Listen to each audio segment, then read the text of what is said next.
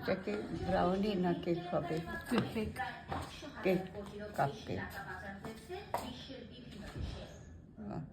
পাচার হওয়া অর্থ ফেরাতে বেশ কবছর আগে বাংলাদেশ বহু দেশের সঙ্গে একাধিক সুন্দরভাবে একটু কম বেশি না। সেই সব চুক্তি এবং সংশ্লিষ্ট দেশগুলোর সঙ্গে যৌথ উদ্যোগ জারি রাখতে পারে বর্তমান সরকার। অর্থ পাচার এগুলোকে রিকভারি করার ক্ষেত্রে আমাদের বিভিন্ন এজেন্সি কিন্তু আছে। বিদেশের সাথেও আমাদের কিন্তু বেশ কিছু নেটওয়ার্ক আছে যেগুলো আমরা মেম্বার।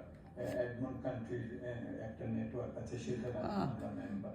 সুতরাং সেগুলো আমাদেরকে কিন্তু ব্যবহার করতে হবে।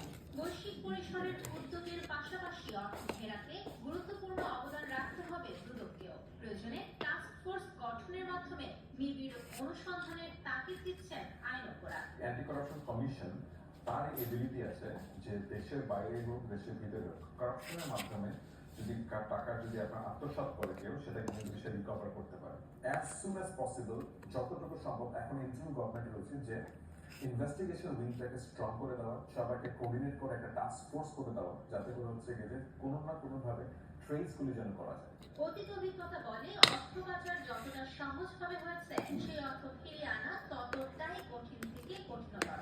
তারপরেও আশার কথা হচ্ছে এই বিষয়ে কাজ শুরু করেছে সরকার।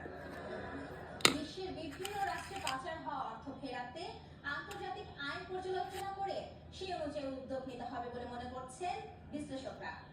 মাইমুনা হায়দার চৌধুরী, সময় সংবাদ, ঢাকা। এসএল গ্রুপের নিয়ন্ত্রণ হারানো ব্যাংকগুলো সহ 9টি ব্যাংকের সঙ্গে লেনদেন করবে না চট্টগ্রাম বন্দর কর্তৃপক্ষ।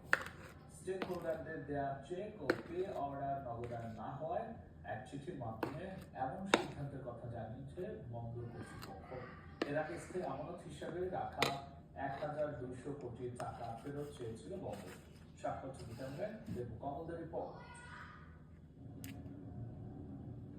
চট্টগ্রাম বন্দরের প্রধান অর্থ ও হিসাব রক্ষণ কর্মকর্তা মোহাম্মদ আব্দুস শাকুর স্বাক্ষরিত চিঠিতে গ্লোবাল ইসলামী bank, union bank, Bangladesh commerce bank, ইসলামী ব্যাংক বাংলাদেশ, ফার্স্ট সিকিউরিটি ইসলামী ব্যাংক, সোশ্যাল ইসলামী bank, Padma bank, national bank এবং আইসিবি ইসলামী ব্যাংকের সব ধরনের পে অর্ডার, চেক এবং ব্যাংক গ্যারান্টি গ্রহণ না করতে বলা হয়েছে।